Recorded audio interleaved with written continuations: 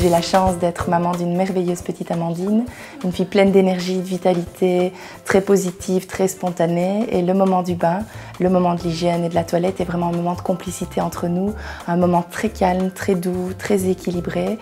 Et depuis toute petite, j'essaie de lui inculquer vraiment des valeurs d'hygiène. Ça passe à travers des petits gestes du quotidien. Donc j'ai déjà pris mon bain avec elle, elle m'a déjà vue. Je reproduis tous les jours les mêmes gestes, donc on établit vraiment un équilibre très répétitif.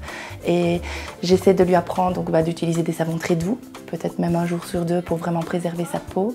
Je n'utilise pas de gants de toilette parce que ce sont des nids à microbes. Et il y a une certaine mécanique dans le nettoyage. On commence d'abord par les mains, puis on fait la prune, on termine les fesses et toujours les pieds en dernier. Et j'essaie qu'elle se lave aussi par elle-même, de vraiment lui inculquer ça toujours à travers des jeux, à travers un certain équilibre pour que ça se fasse vraiment en douceur. Voilà. À côté de ça, elle commence à être propre, donc elle va aussi sur son petit pot. Et là aussi, il y a des gestes du quotidien que j'essaie de lui apprendre, par exemple le sens pour s'essuyer, toujours du pubis vers l'anus, pour éviter tout ce qui est problème de microbes, de cystite et d'autres complications qui pourraient vraiment remonter, que ce soit avec du papier toilette, des petites lingettes humides. Mais on essaie vraiment qu'il n'y ait pas de tabou autour de cette petite zone intime et que ça reste un grand moment de complicité entre maman et petite fille.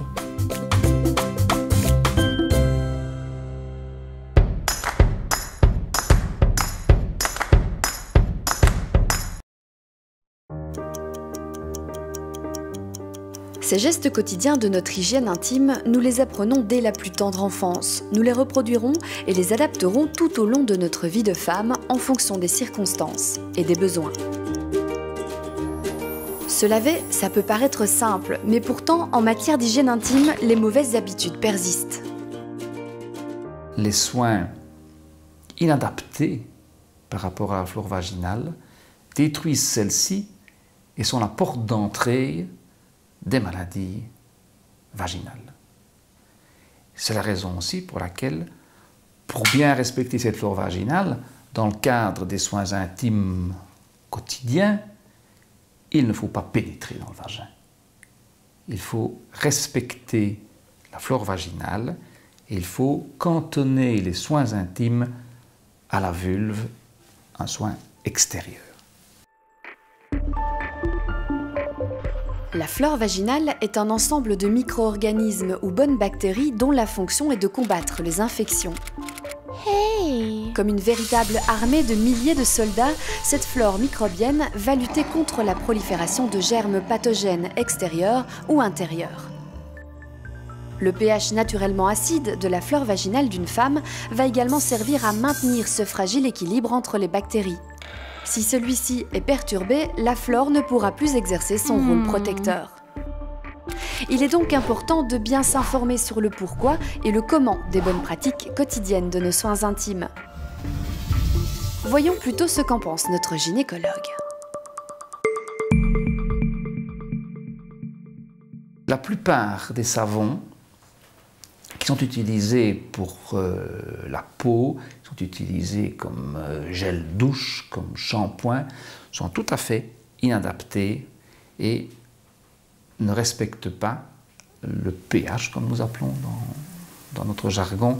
Et il vaut mieux utiliser soit de l'eau claire, soit un gel intime vendu en pharmacie ou dans des grandes surfaces, avec un pouvoir neutre qui respecte la physiologie du vagin.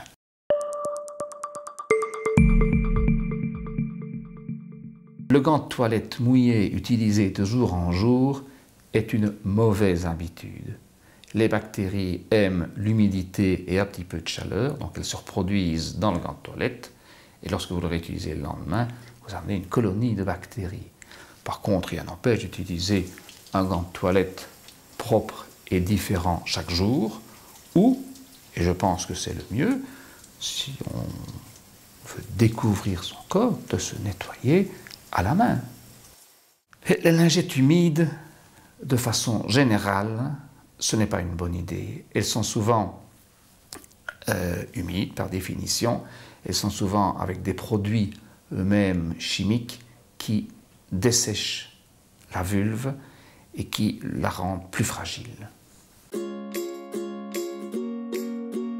Différents facteurs comme le stress, la prise de certains médicaments, une hygiène intime inappropriée ou intensive déséquilibrent la flore et peuvent provoquer des maladies vaginales. S'il y a infection et inflammation, le terme employé est vaginite. On parle de vaginose bactérienne quand il y a prolifération de bactéries pathogènes et de mycose vaginale quand c'est le cas de champignons, comme le Candida albicans. La mycose se caractérise par deux symptômes assez typiques. D'une part, un chatouillement important au niveau vulvaire, et d'autre part, c'est la perte, ce sont les pertes blanches qui vont avec, et qui sont des pertes blanches sous forme de petits morceaux blancs comme ça, comme on peut parfois le retrouver dans le lait caillé. La vaginose, ça se caractérise par des pertes plutôt grisâtres, souvent avec une mauvaise odeur, une odeur un peu ammoniaquée. Dans ce cas-là, ça nécessite de consulter son médecin traitant ou son gynécologue qui fasse un examen gynécologique et qui, en fonction de la caractéristique des pertes, puisse donner le traitement adéquat.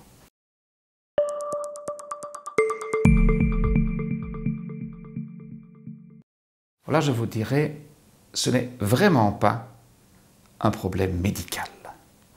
Un certain nombre de partenaires considèrent comme un respect pour eux d'aller prendre une petite douche après le rapport sexuel.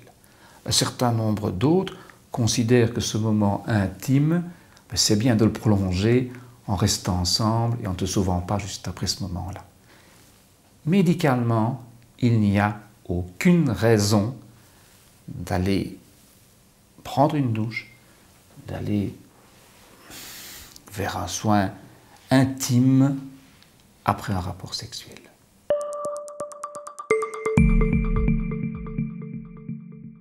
Pendant les menstruations, il importe peu, au fond, d'utiliser des tampons ou des serviettes. Ce qui est important, c'est de les changer régulièrement et de ne pas laisser s'installer une humidité et une moiteur dans un milieu de sang dont on sait que c'est un milieu de culture pour le microbe. Donc, 4 à 6 heures maximum, aussi bien avec les tampons qu'avec les serviettes. Et bien sûr, ne pas se dire, tiens, parce que justement je saigne, je vais aller me faire un nettoyage à l'intérieur. Sinon on retombe dans ce dont nous avons déjà discuté, la destruction de la flore vaginale, etc., etc.